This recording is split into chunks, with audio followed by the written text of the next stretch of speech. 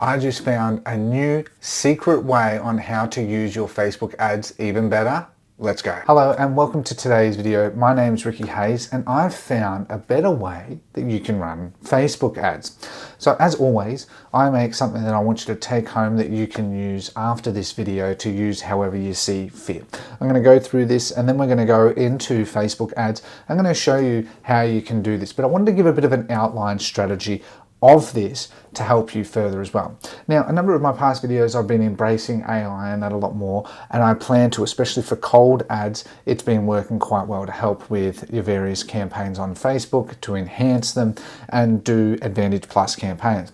However, when it comes to remarketing, all right, it is very important that you have very strong remarketing funnels because that will help you improve or reduce your cost per purchase, naturally improve your return on ad spend or ROAS.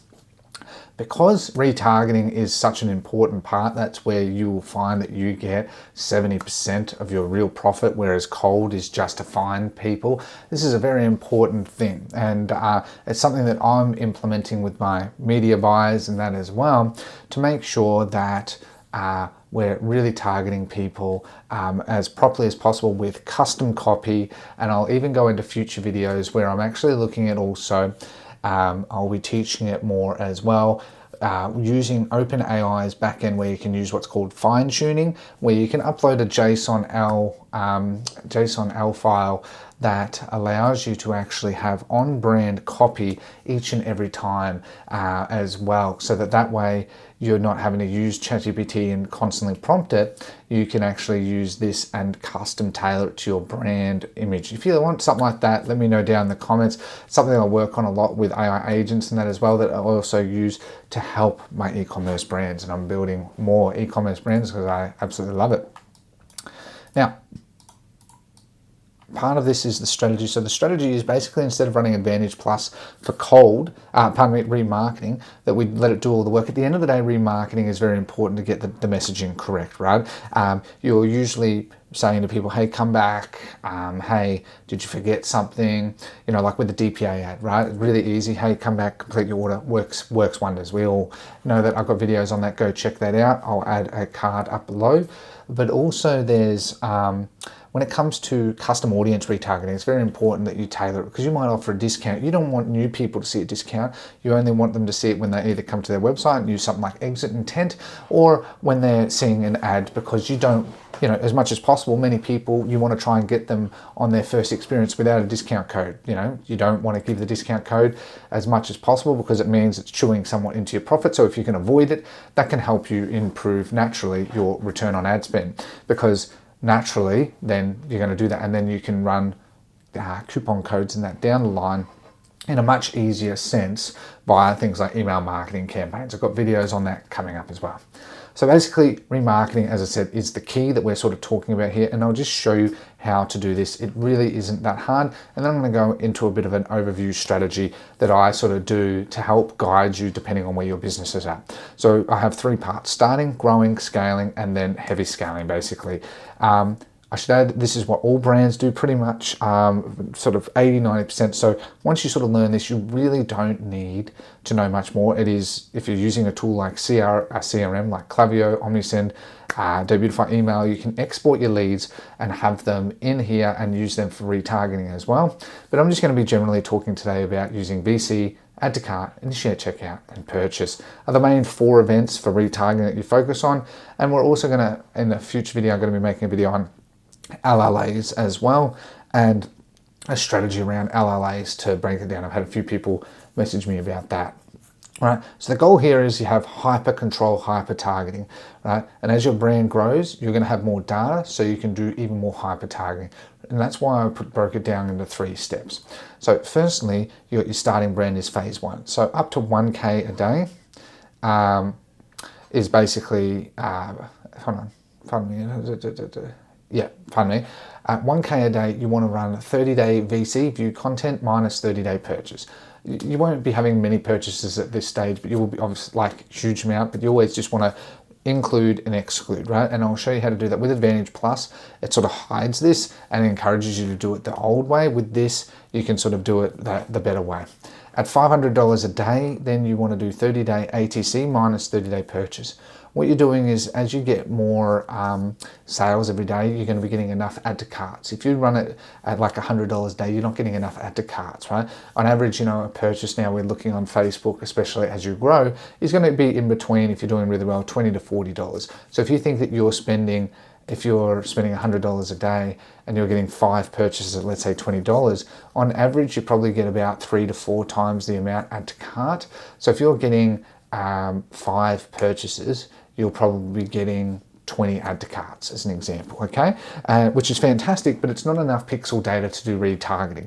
Generally what you'll find is it's usually 3 to 4 times the amount of purchases you get as add to carts, right? The further you move down the funnel, the less pixel data you're gonna get, hence why you do it at different stages. It's not to say it's not important, it obviously is, but you do it at different stages depending on the size and scalability of your brand.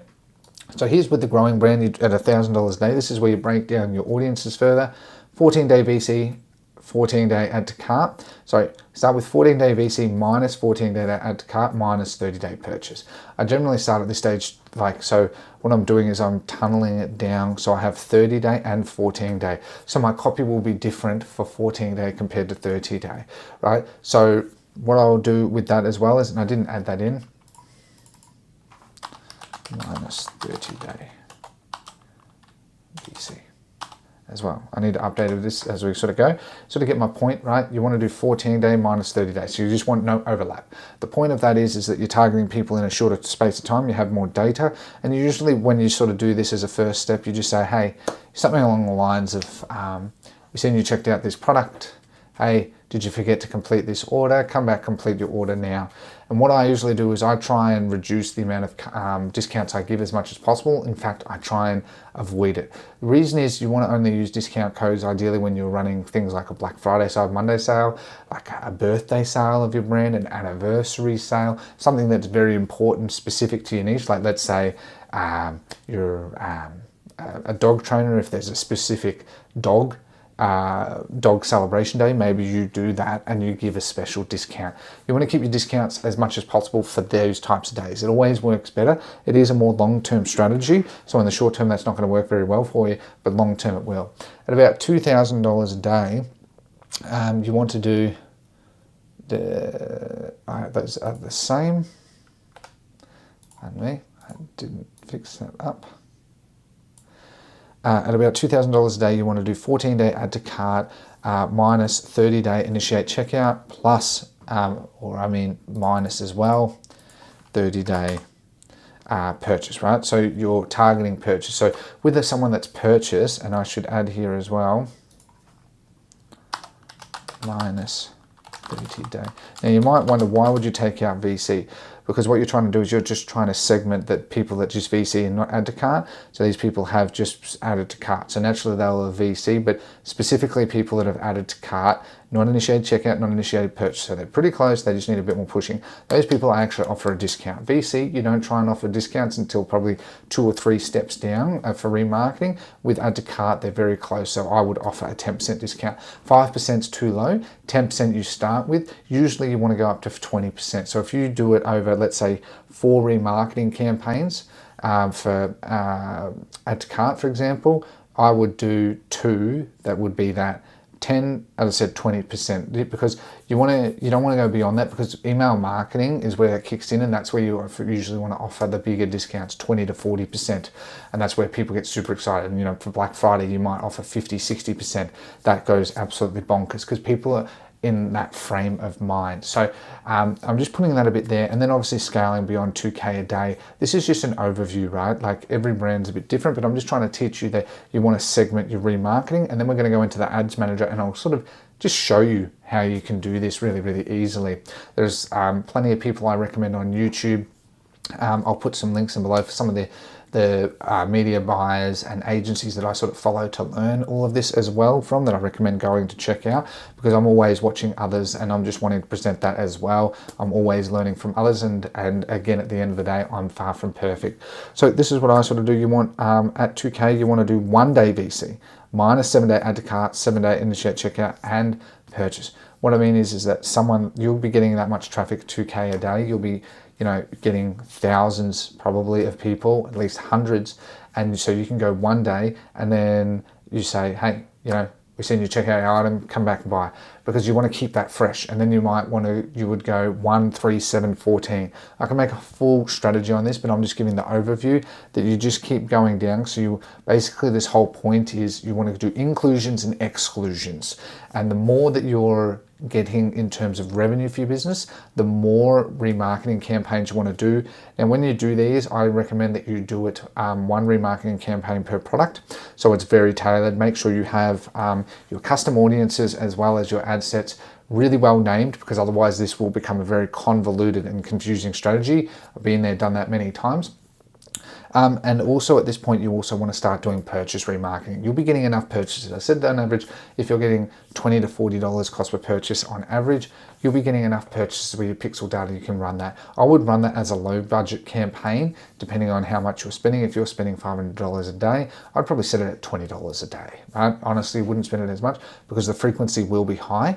And you want to offer those people a nice juicy discount to come back. Hey, thank you so much for buying. Just wanted to say a personal thank you. I found what actually works well for purchase ones is something from the founder as a genuine thank you.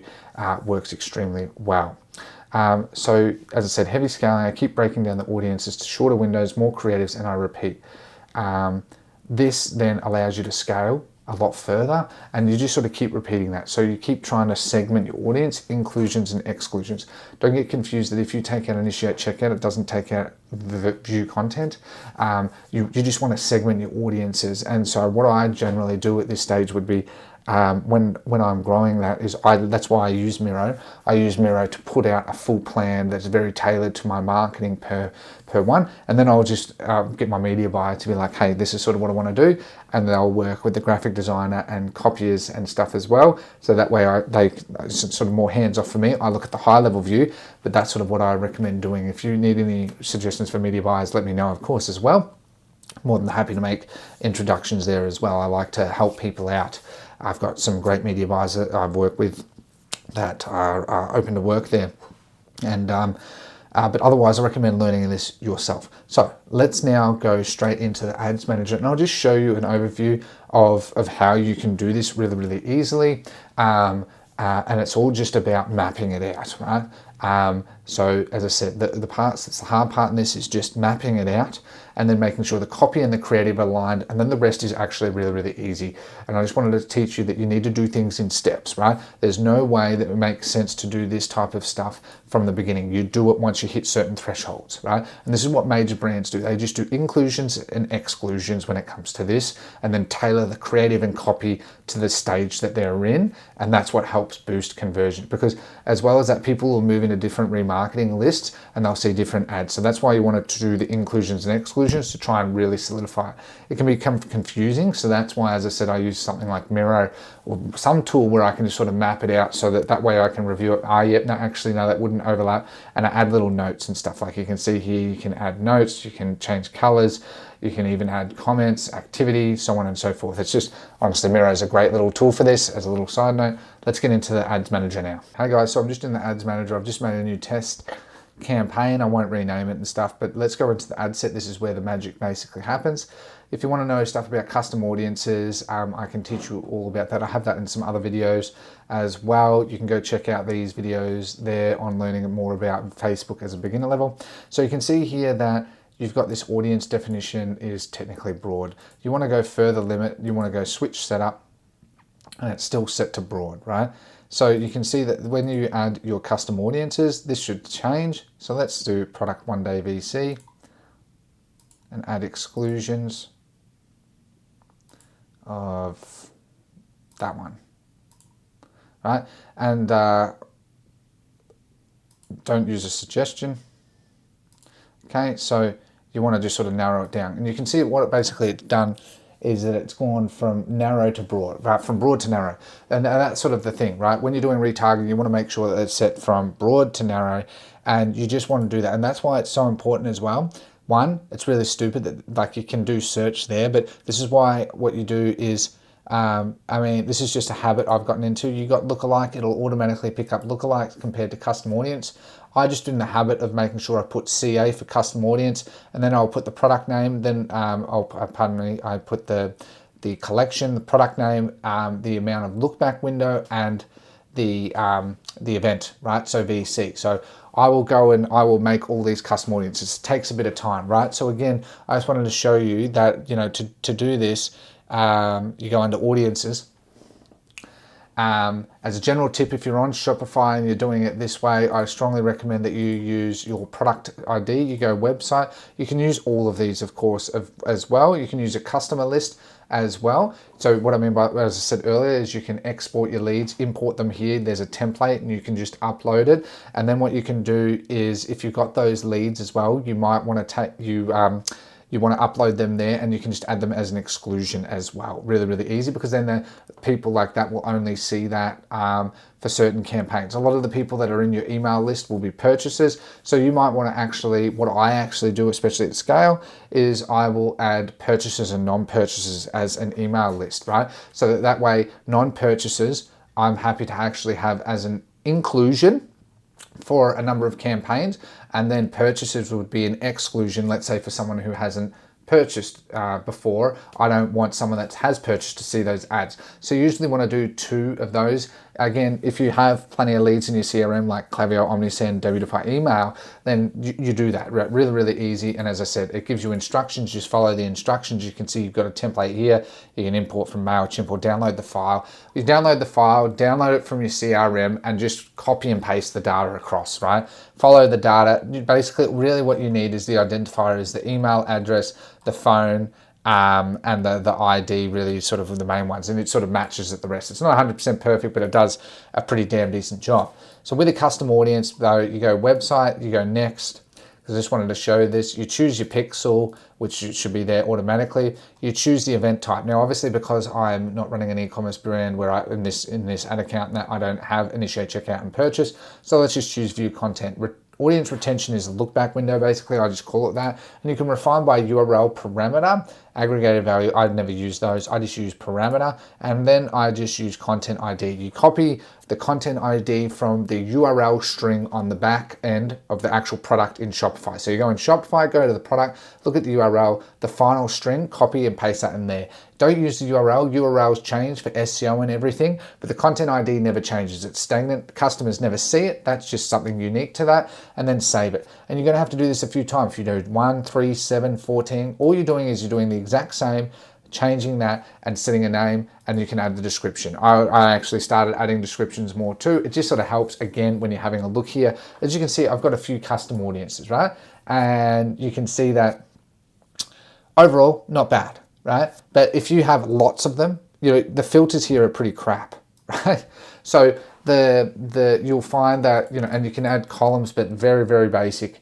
And as I said, you can add a label and stuff as well, but you get my point. It can be a lot to filter through. So if you start with a solid naming convention, then you're solid there as well, right? So that's pretty much it. And then you can tailor your creative remarketing strategy very strongly as well, okay? As I said, I also recommend doing DPA ads, especially if you're a brand that's in fashion, all of that with plenty of SKUs. You can watch that video here. I'll put a card, go check that out.